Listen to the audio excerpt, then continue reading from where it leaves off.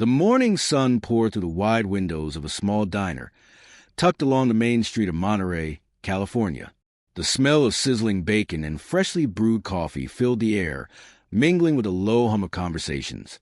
It was the kind of place where people knew each other's names and daily orders. Regulars sat at their usual booths, chatting or flipping through newspapers.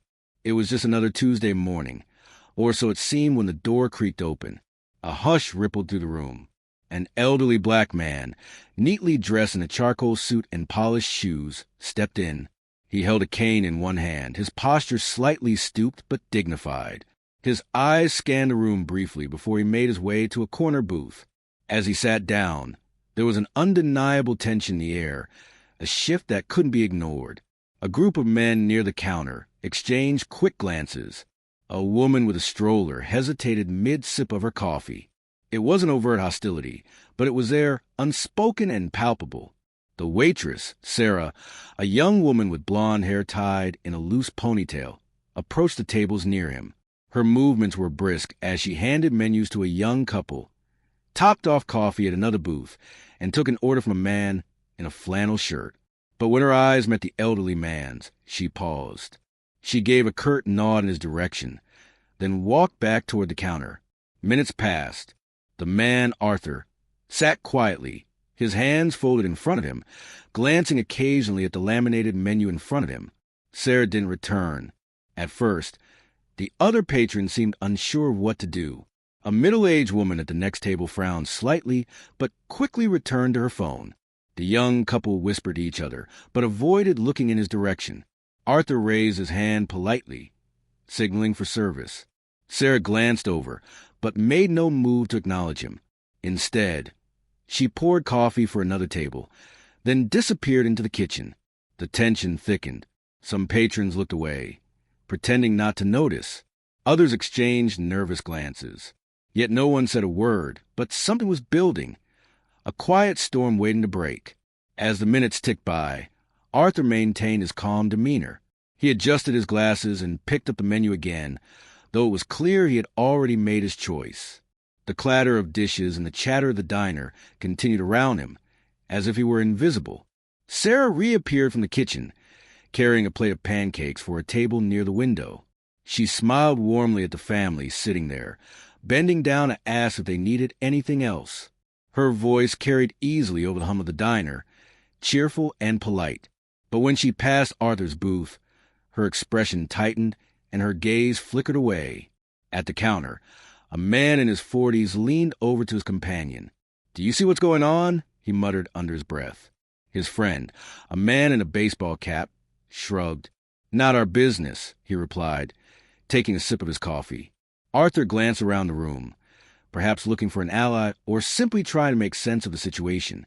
A faint smile touched his lips when his eyes met the woman sitting nearby with her child. She hesitated, her lips parting as if she might say something, but then she looked away, focusing on the screen of her phone. Another 10 minutes passed. Arthur shifted in his seat and tapped his fingers lightly on the table.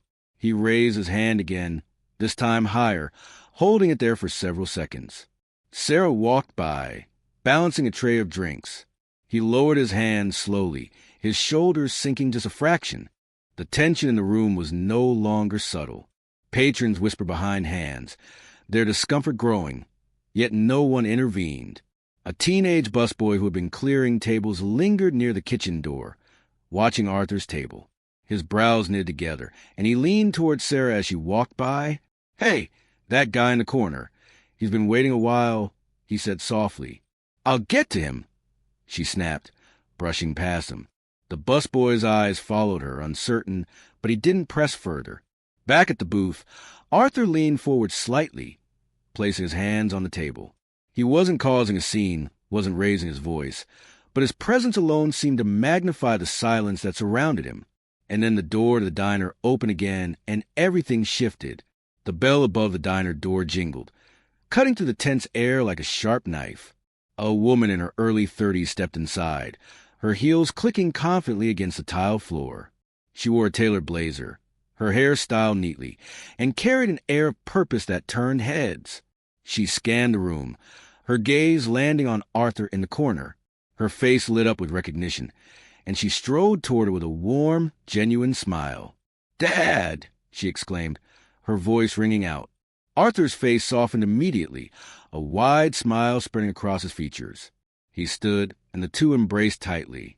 The room, which had been buzzing with quiet tension, grew uncomfortably silent. Every eye was on the pair now. Sarah, who had been pouring coffee at another table, froze mid-pour, her hand trembling slightly. The young woman, Maria, pulled back, her smile fading as she looked her father up and down. "You haven't been served yet?" she asked, her tone sharp and incredulous. Arthur hesitated, glancing around the room before answering. "Not yet," he said simply, his voice steady. Maria's expression darkened, and she straightened, turning her attention to Sarah. "Excuse me," she called out, her voice cutting through the room. Sarah blinked, then turned slowly, her face pale. "Yes?" she said, her voice quieter than usual. "My father's been sitting here for nearly an hour. Why hasn't he been served?" Maria demanded, her tone even but firm. Sarah opened her mouth, but no words came out. She glanced toward the kitchen, as if hoping for backup, then stammered, I was just about to get to him." Maria's eyes narrowed. "Really? Because it sure looks like you've been deliberately ignoring him." Sarah's face flushed red. She fumbled for an excuse. "It's been busy. I didn't mean to." Maria held up a hand, cutting her off. "Don't lie to me. Everyone in this room saw what happened. You had no problem serving every other table." Murmurs broke out among the patrons. A few nodded subtly, their earlier discomfort now turning into quiet agreement. The tension in the room was palpable, but this time it wasn't just discomfort. It was accountability. Maria turned back to her father, her expression softening. "I'm sorry, Dad. You shouldn't have had to deal with this." Arthur smiled gently, patting her hand. "It's all right," he said, though his eyes betrayed a quiet hurt. But Maria wasn't finished. She had one more thing to say that would leave the room in stunned silence. Maria turned back to Sarah, her gaze sharp and unyielding. "Let me make one thing clear," she began, her voice carrying a weight that silenced even the faint whispers in the room. "That man you ignored for the past hour, he's not just a customer. He's my father, and I own this restaurant." The room seemed to freeze. Every head turned toward Sarah, whose face had drained of all color. Her mouth opened and closed, but no words came out. The weight of the revelation hung heavily in the air, pressing down on everyone in the diner. "You own the place?" Sarah finally managed to whisper, her voice trembling. "That's right," Maria replied, her tone unwavering. "I've poured my heart into this business. I built it to be a place where everyone feels welcome, regardless of who they are.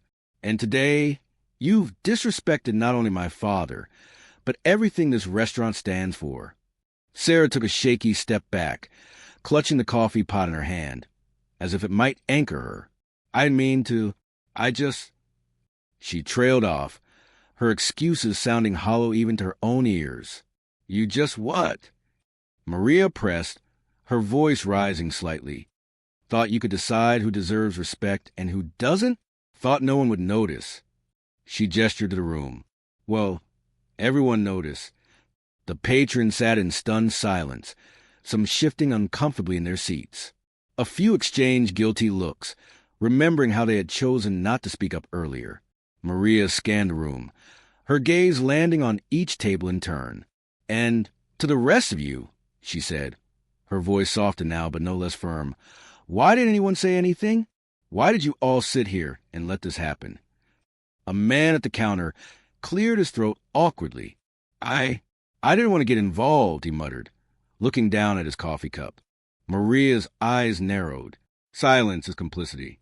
When you see something wrong and say nothing, you're part of the problem. Her words lingered, cutting through the room like a knife. Arthur placed a hand on his daughter's arm, his touch gentle. "Let it go, sweetheart," he said softly. "They've heard enough." She turned to him, her expression softening once more. "Dad, you deserve better. This shouldn't have happened." He smiled, a quiet strength in his eyes. "I know, but the lesson has been learned." Sarah, now visibly shaking, stammered, "I'm so sorry. I wasn't thinking. Please, I'll do better."